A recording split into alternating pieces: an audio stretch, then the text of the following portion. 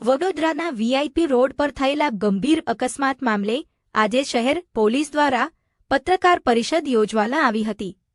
પોલીસે સમગ્ર ઘટનાક્રમ, અકસ્માતના કારણો તેમજ તપાસની પ્રાથમિક વિગતો જાહેર કરી.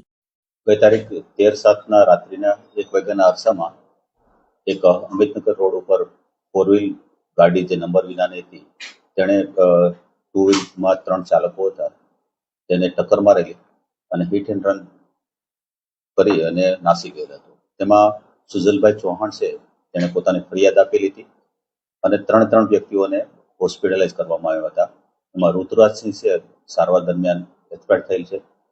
ગાડી ચાલકની હરણી પોલીસ સ્ટેશન દ્વારા સીસીટીવી સર્વેલન્સ અને અન્ય સોર્સિસથી તપાસ કરતા આ ગાડી ચાલક I-20 જેનો ચાલક છે હર્ષ મેડા, ઉંમર વર્ષ 21, તેઓને ગઈકાલે એરેસ્ટ કરવામાં આવેલ છે.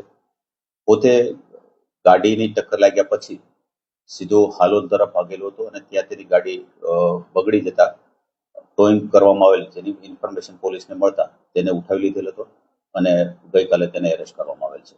સર, કયા વિસ્તારમાં એ રહે છે અને ત્યાં એક્સિડન્ટમાંથી ક્યાં ફરાર થયો?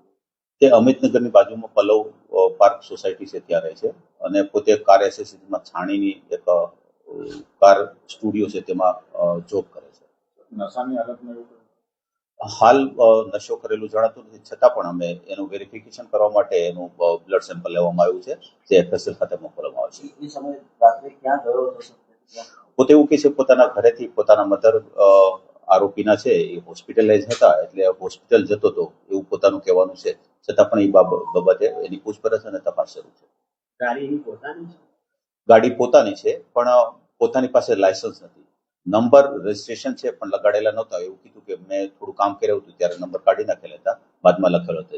જે ગાડી કબજે કરેલ છે એ ડેમેજ થયેલી છે, તેમજ જે બ્લેક ફિલ્મ જે તે વખતે હતી એ પોતાની જાતે બ્લેક ફિલ્મ દૂર કરી દીધી છે. સર, એ પોતે ગાડી લઈને પછી ફરાર થઈને આવતો હતો? હા, પોતે જેવું એક્સિડન્ટ થયું એટલે સીધો હાલોલ તરફ ભાગ્યો અને હાલોલ વહેલા 4-4:30 ની આજુબાજુ હાલોલ તરફ એક જગ્યાએ તેની ગાડી બ્રેકડાઉન થઈ અને ટોઈંગનો કોન્ટેક્ટ કર્યો અને ટોઈંગ દ્વારા આપણને માહિતી મળી કે ભાઈ આ ગાડી આ જગ્યાએથી લાવવામાં આવે છે અને જે ગાડીના એન્જિન ચેસિસ નંબર ઉપરની વેરિફિકેશન કરતા નંબર મળી આવેલા. નંબરમાં ડેટાબેઝ ચેક કરતા જે આરોપી છે તેની વિગત મળી આવેલી.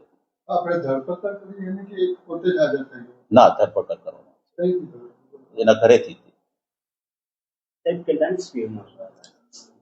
બની શકે ઓવર 70 થી 80 ની સ્પીડ હશે એવું અત્યારે અનુમાન છે અમારું.